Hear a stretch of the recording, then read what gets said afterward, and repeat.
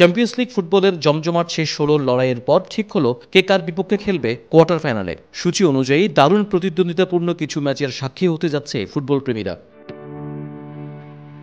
এবারের কোয়ার্টার ফাইনালে গত আসরের রানার্স আপ দল বরুসিয়া ডর্টমুন্ড খেলবে বার্সেলোনার বিপক্ষে। আরেক জার্মান ক্লাব বায়ার্ন মিউনিখের প্রতিপক্ষ ইন্টার মিলান। বর্তমান চ্যাম্পিয়ন রিয়াল মাদ্রিদ খেলবে ইংলিশ ক্লাব আর্সেনালের বিপক্ষে। আরেক লড়াইয়ে ইংলিশ ক্লাব অ্যাস্টন ভিলার মুখোমুখি হবে ফ্রেঞ্চ ক্লাব পিএসজি। তবে সবার বাড়তি নজর থাকবে বায়ার্ন মিউনিখ ও ইন্টার মিলান এবং আর্সেনাল ও রিয়াল মাদ্রিদের ম্যাচের দিকে। শেষ আটের প্রথম লেগ হবে ৮ ও ৯ এপ্রিল এবং ১৫ ও ১৬ এপ্রিল হবে ফিরতি লেগের খেলা। আর তখনই বোঝা যাবে কোন চার দল খেলবে এবারের চ্যাম্পিয়ন্স লিগের সেমিফাইনালে। Tajul Islam, N sports.